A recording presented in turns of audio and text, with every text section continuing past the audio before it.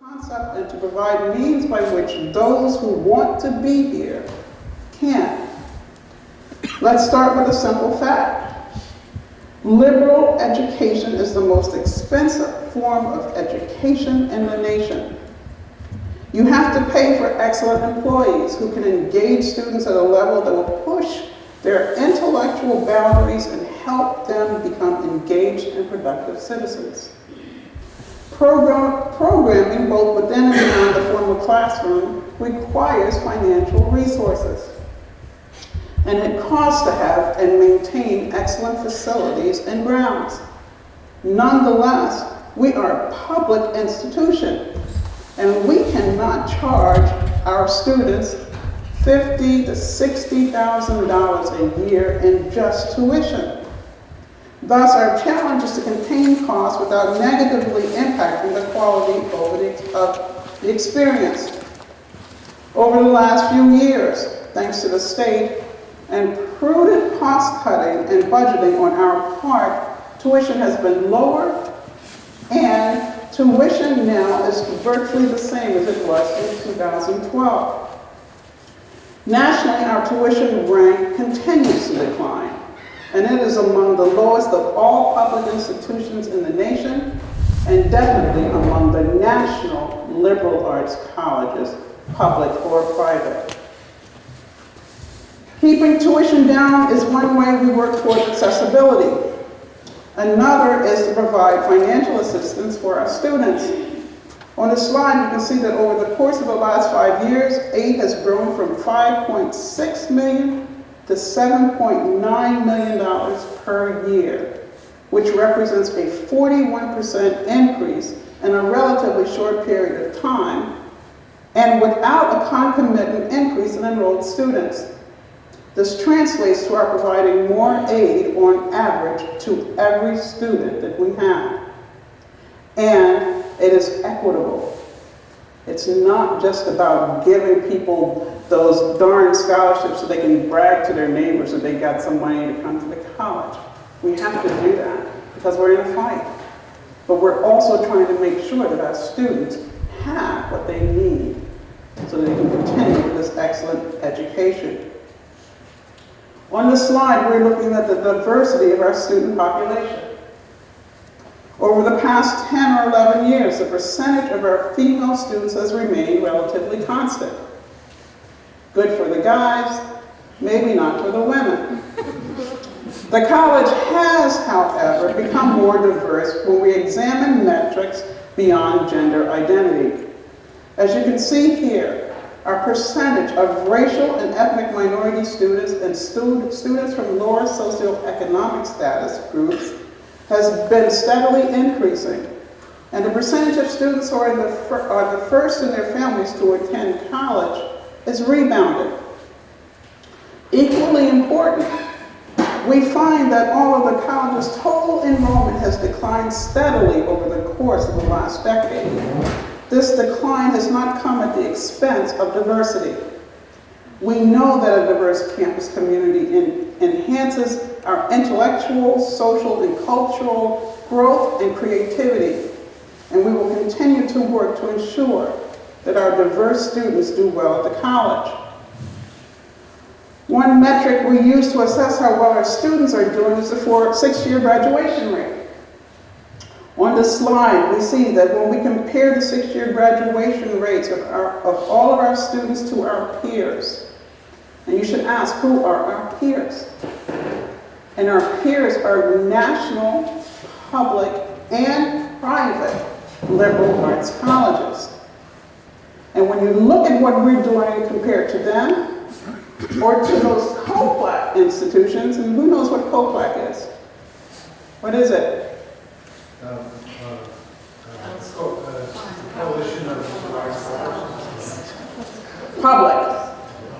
That's exactly right. So there's I don't know if we're a consortium or a council, and I was just at that meeting yesterday. I think I would remember.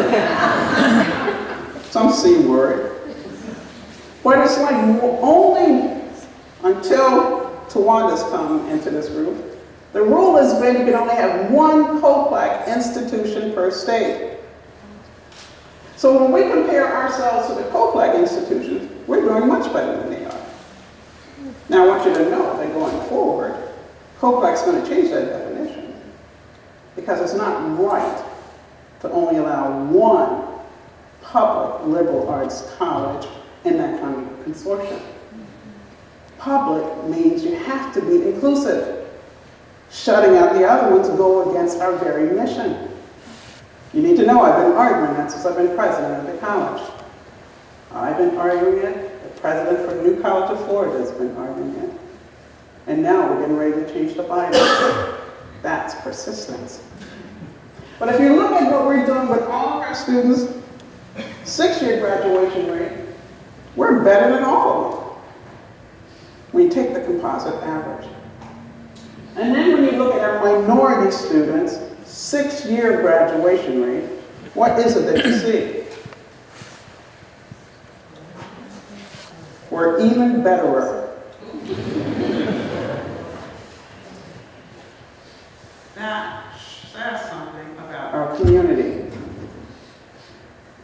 If you look internally at the 4-year graduation rates, they indicate we've done a tremendous job closing the achievement gap between students generally considered at risk and the majority population. And although there remains a gap at the 4-year time point between minority students and other student populations, our percentages are higher than any other public institution in the state of Maryland and significantly higher than the national average, which hovers around 30%. We are happy to be among the best in this endeavor in the country, but we are not satisfied with where we are. Thus, we've developed programs like the D'Souza Brent Scholars Program to help us increase the persistence, retention, and 4-year graduation rates of students who have been traditionally underserved in higher education. In our continuing efforts to create a campus community where all who are here can thrive, we're constantly working to develop programming to address the needs of individuals and groups in our community. An example of this was that recent all-campus community conversation that was held earlier this week on Monday. The purpose was to actively engage the campus in talking about inclusion, diversity, and equity issues that were on their minds, and then to inspire all of us to work together to come up with a workable solution. You know, we did this a few years ago, and we had tremendous turnout. Why? Because I shut down the classes. We shouldn't always have to shut down the classes. But I want to thank the 80 or so individuals from our campus community who came out and made the time to participate in those conversations. Your efforts and engagement are appreciated and noteworthy. Know that conversations will continue, and I hope you will all find a way to participate. Diversity, inclusion, and equity. All of these are important for our campus culture and sustained viability. As you know, this past semester, we searched for a new Chief Diversity Officer. And 3 finalists were brought to campus in November. I want to publicly acknowledge the tremendous work of the search committee, led by Vice President for Student Affairs, Brown, to identify the absolute best candidates in the pool. Those candidates came, they interviewed. The committee gave me a list of strengths and weaknesses for the 3 candidates. And from there, I should have chosen a Chief Diversity Officer. I did not. I failed to search. And it's not like those individuals did not have strengths, and they were all up-and-comers. But when I sit back and reflect on what's going on in this community, our campus community and the broader community, And I think about our working so hard to make sure that we create an environment where everyone can thrive. That means we need somebody who really knows this kind of work.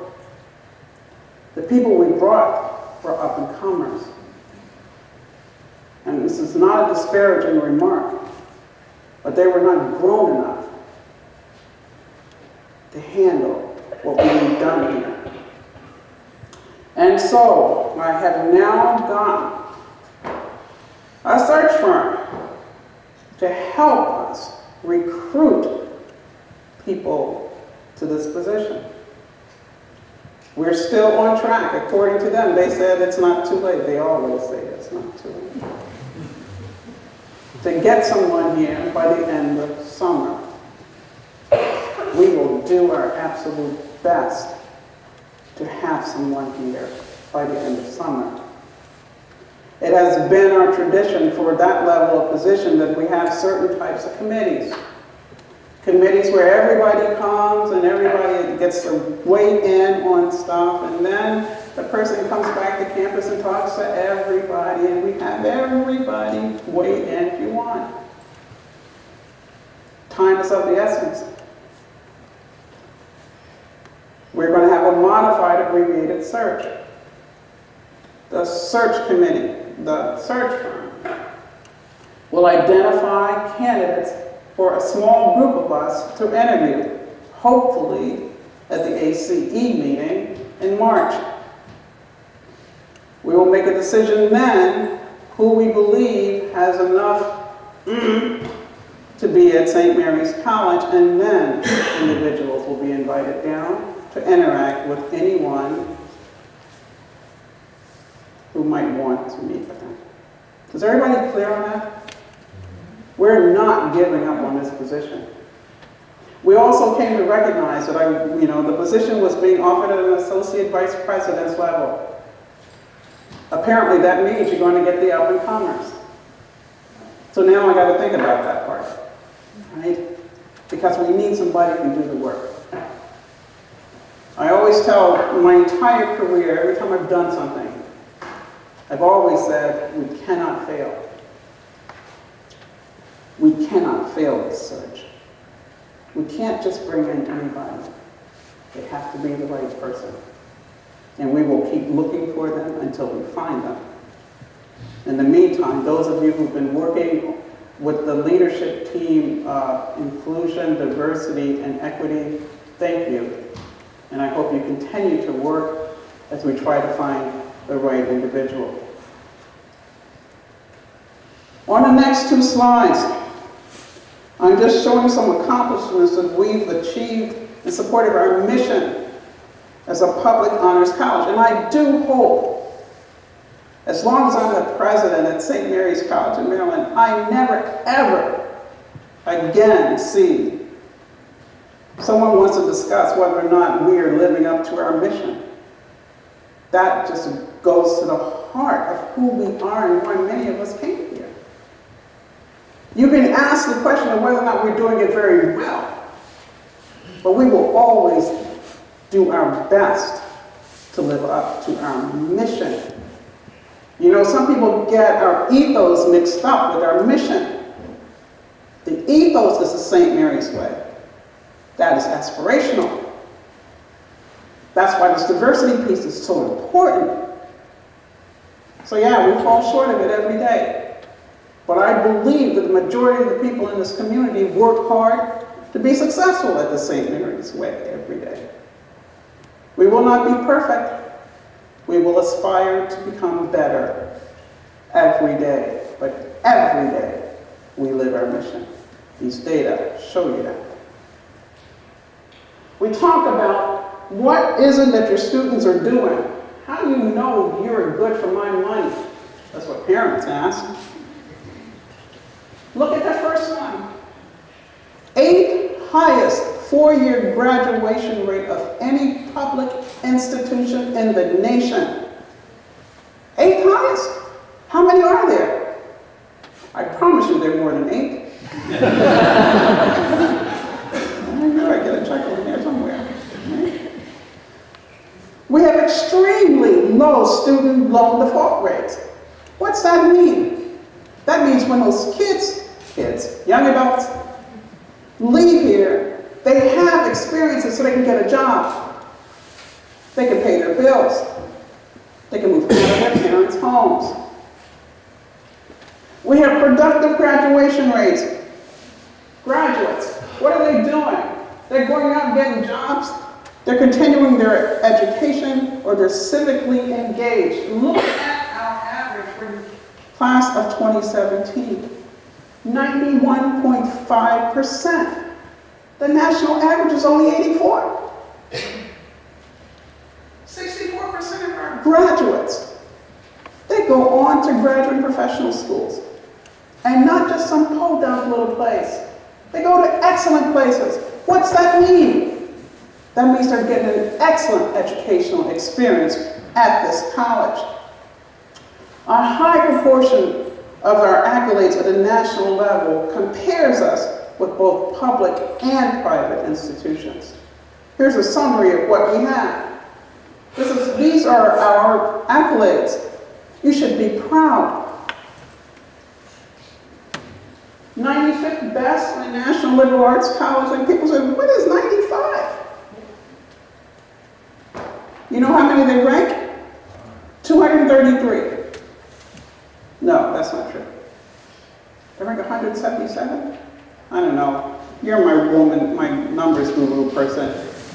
And the question becomes, how many liberal arts colleges are there in the nation? Well, last year you could have said 400 or 500. Every day this week you read about another one closing its doors. I have no idea. But we're in a fight. Boy. You know, the other day, I know, I'm getting my engine revved up now. You know, the other day I was in Annapolis testifying in some hearing, state of the college, for the Appropriations Committee, one of those darn committees. So I started talking about our accolades. And I said, you know, if you look at the public liberal arts colleges, U.S. News and World Report, they're such weenies sometimes. They only rank 10 of them. We're consistently in the top 10. They only rank 10. How many are there? There are at least 50.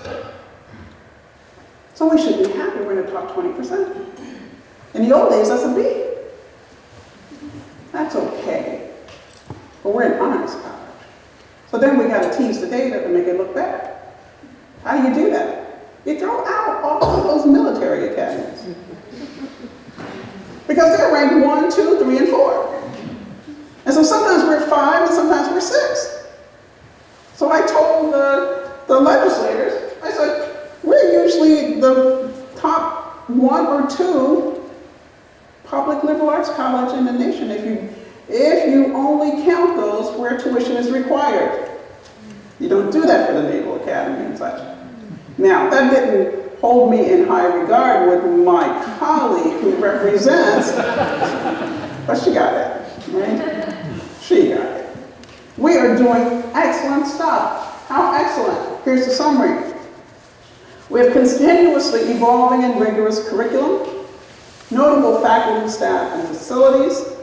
We're accessible. We have outstanding student outcomes.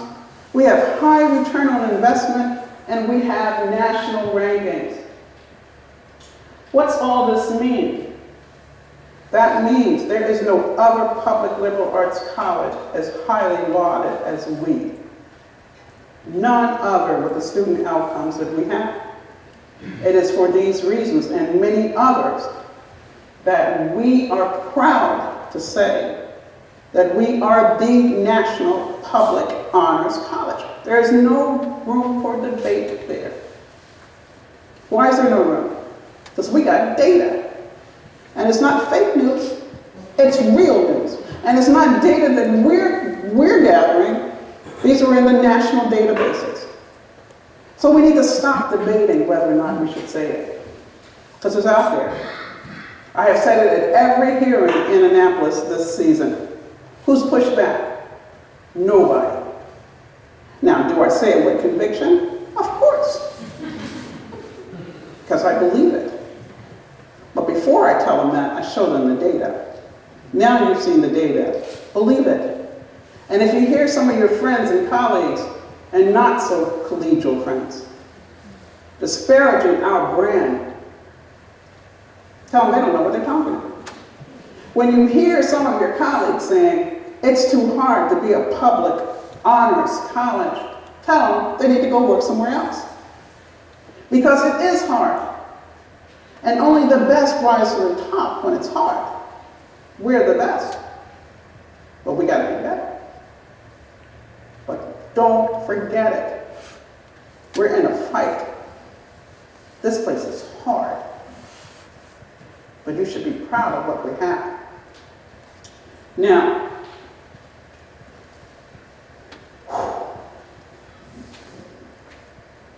we have all this honor. Yet we know we cannot rest on our laurels. As our enrollment numbers indicate, in spite of our accolades, we, like most other institutions, we're having enrollment challenges and we are in a dogfight. And now we have some potentially new challenges right here in our own backyard. First, I want to touch on what is going on in the realm of higher education. And this will present a segue to things that are going on that will have a major impact on economic development in the region. Last year, the legislators approved the merger of the Southern Maryland Higher Ed Center with the University System of Maryland. Who knows anything about University System of Maryland? Do you know what it is? Sue? What? College Park and every, It's 11 of them. right, and all of the smaller ones in College Park. That's exactly right. And when we have these panels where they ask for the segment heads, there are 3 segment heads in higher ed. Well, 5. Chancellor of College Park, the executive director of the private institutions, the person in charge of the community colleges, president of St. Mary's College, president of Morgan State University. Our voice carries in those meetings.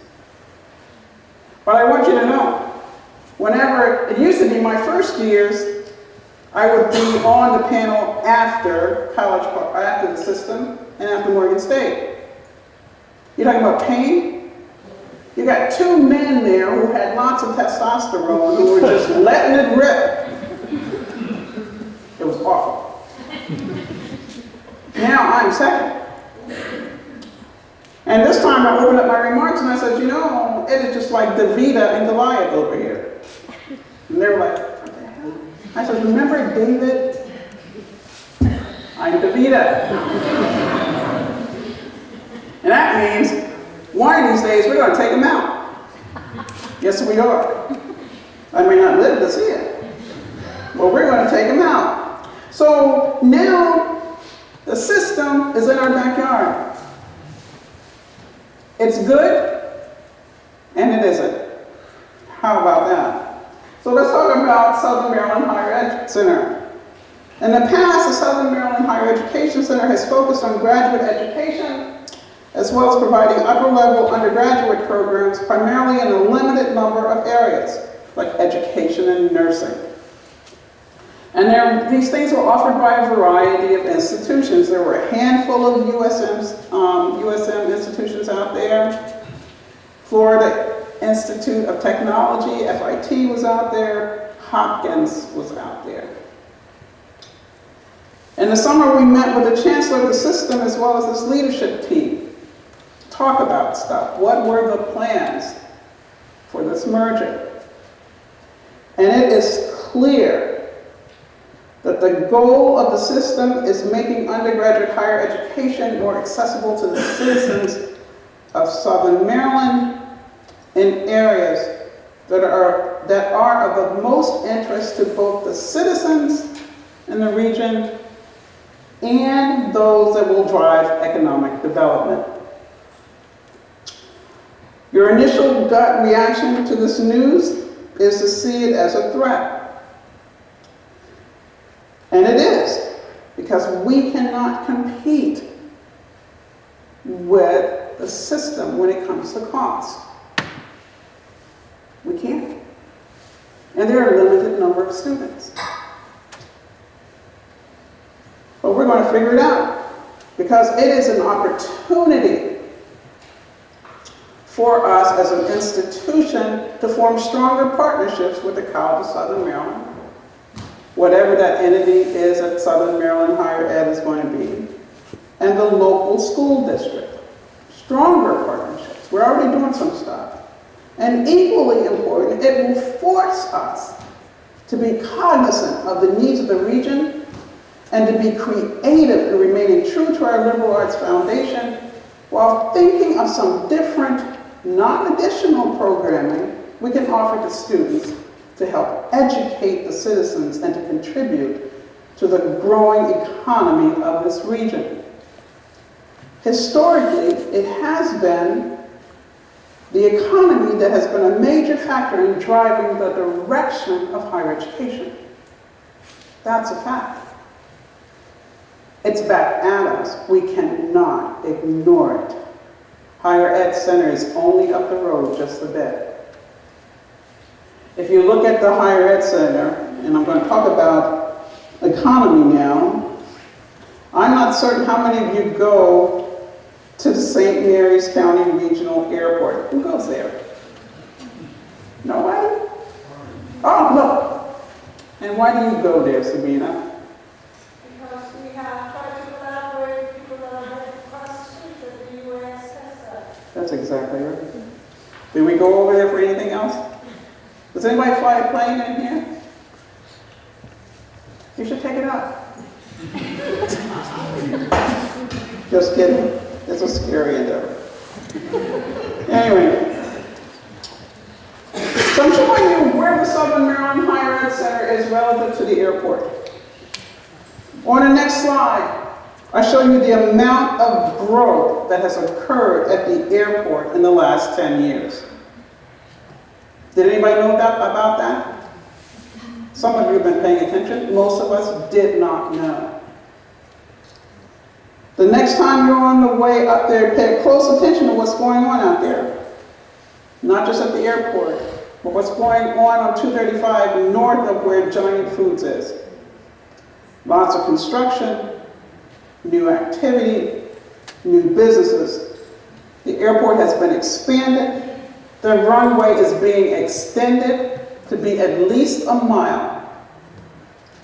There are efforts underway to provide daily flights between this place and other places to bring in businesses. They need education for their kids, the people who move here. We don't want them all going to whatever this regional center is called. We have to be a player in the game. There's incubator space for entrepreneurs there. There's activity all focused around that UAS that's going on. We have majors that could tap into that. How do we update our majors that can have some connection to what's going on north part of this county? Think about that. The county has designated the area within a certain radius of the airport as the Innovation District. The next few years, they're going to put the majority of their funds developing that area. Where are we? We're down here. How do we make sure we remain viable down here? So these plans have been in the making for over 10 years. And we at St. Mary's College have just become aware of them in the last year. We didn't have a seat at the table. And now we're trying to carve out some space in an arena, which all these people were playing around in the sandbox. We weren't there. Pax River, the politicians, not just the Maryland state politicians and the local ones, but our U.S. congressmen and senators, they were all in on this. Contractors and entrepreneurs. College of Southern Maryland had a seat at the table. The Higher Ed Center had a seat at the table. The Chancellor of the University System of Maryland had a seat at the table. We did not sit at the table. Why? Because, right? We didn't want to sit at the table. They invited us and we refused. And now we're trying to play catch up. We have to do better. So, we're now at the table to contribute to the vision for the area. We're now aware and are now doing what we can to have a voice in how that vision is manifested. All of this economic development, and mind you, the system has been there, will impact the college, our faculty, our staff, and importantly, our students. The question is, how can we move away from being perceived as an ivory tower and build something stronger, better, more engaged in the world in which we live, globally and locally? How can we make certain we keep our eyes wide open going forward and are able to help the region see that we are a significant and important contributor to the region, not just for entertainment purposes, but also as contributors to the intellectual, cultural, and economic growth and development of the region? How can we ensure that going forward, while always remaining true to our mission and contextualized for the 21st century, we are able to provide the best educational experiences for our students? Well, I'm about to highlight just some of the ways we are working with the regional community to benefit the growth of the region and our students. And I call these the people who are helping us dismantle the ivory tower. Kathy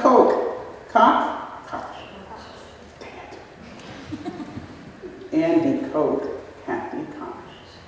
I'll get it right. Jana Thompson and Kim Page. They provide free professional development for teachers in St. Mary's County Public Schools on professional development days. Joanna Bartow supervises St. Mary's College students who serve as bilingual tutors for Spanish-speaking children who are learning English in coordination with St. Mary's County Public Schools. She also teaches a community-based learning course in Spanish that incorporates the tutoring with academic content that contextualizes immigration to St. Mary's County and it fosters habits of civic engagement. Jose Ballesteros. His students translate important country-wide official documents that facilitate access to health care for Spanish-speaking residents. Daniel Davis, Amy Steiger, and Beth Charlebois. They teach a course at the local minimum security jail in Leonardtown. Susan Grogan, for years, has had her students work as election judges in St. Mary's County Precinct. Dionysius Carbadidis. Boy, I need help. Well, that guy, yeah, I'm going to get it right one of these days. He's working with Father John Ball and the Trinity Church congregation on the ethno-history of this historic church community with students this spring. And we know about Carrie Patterson. She conducts numerous community arts projects around the county in a manner in which students learn about pedagogical issues encompassing community art outreach and how practitioners seek to provide meaningful art programs to diverse audiences. And we have others who are helping us to build something greater.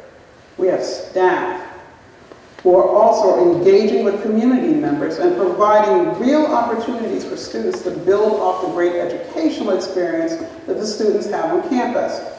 Here I'll highlight just a few, as these directly relate to the new LEAD initiative. Kate Shiree, working hard to improve the Career Development Center and to bring experiential opportunities to our students. Dave Sushensky and his entire staff working to get alumni to serve as mentors and provide internships for our students. Lauren Sampson and Karen Rayleigh. These two They created this thing that now is called the Patuxent River Science and Technology Consortium Scholarship Fund.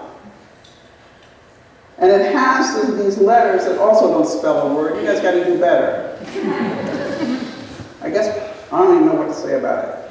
So this is a collaboration with local contracting companies to provide financial needs scholarships and intern experiences for our students, meritorious students in the STEM fields in the Tri-County area. It begins in the fall.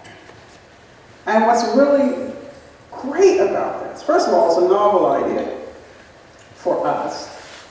And the people who are involved are so excited they wanted to grow already. Now, if you are a scientist or experimentalist in any way, you don't go through the big experiment at the beginning. You pilot it. So right now we're going to pilot it with 6 firms. And I think very soon we're going to be much bigger than 6. And it is going to be a boom for our students. And so at this time, I want to acknowledge Lauren and Karen, because this is a level of engagement with the local community that is new for us in the recent history. And the excitement surrounding it is noticeable. So I want to thank Lauren and Karen for your creativity and persistence in helping to make this happen. And Cynthia's going to give you these wonderful parting gifts at the conclusion of this talk. But thank you so much.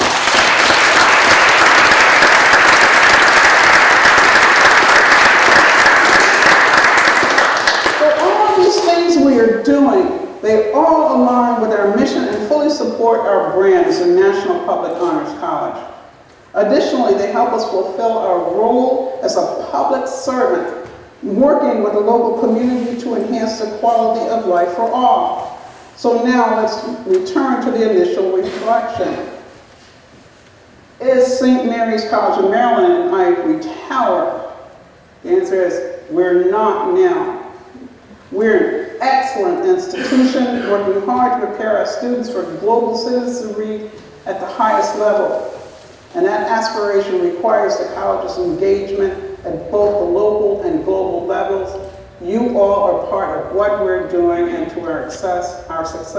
I really thank you for all you do and hope that you will all hang in there with us and continue to do your absolute very best for our students and for all of us. Thank you for your attention.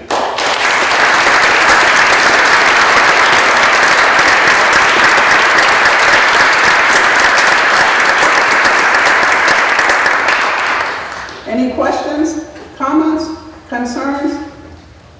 I do have one announcement that I forgot to put on the slide. That's what happens when you do something at the last minute, right? So, you know, when we talk about being more engaged in the community, and trying to bring diversity around and everybody to thrive and feel welcome on this campus.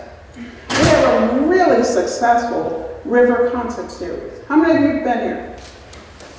You should all, if you come down in the summer, go to the River Concert Series. It is awesome. But then when I've been around town talking to people for these 4.5 years I've been here, there are certain people who feel like they're not part of that. So I try to get them on campus, but there's so many things going on in this camp, in this community, and so many different types of people. How do we engage people who may not want to come to this River Concert Series? Do we cancel a River Concert Series? No, indeed. It has been in this community a long time, I think approaching 20 years. It is a mainstay. It is really, how do you say it? Its brand is our brand. But that doesn't mean we can't expand and do something else. And so I'm going to announce we're going to do something else. And this is going to be very cool too. So you know I go to the New Orleans Jazz and Heritage Festival every year since 1995. It is my soul.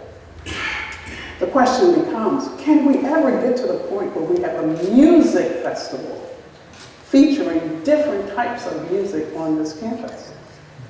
So the Jazz and Heritage Festival is not just all about jazz, it is about music. So this year we're taking our first leap into that. And I call it the Mulberry Music Festival Act 1. And so the weekend before River Concert series kicks off, because you don't want to interfere with the River Concert, right?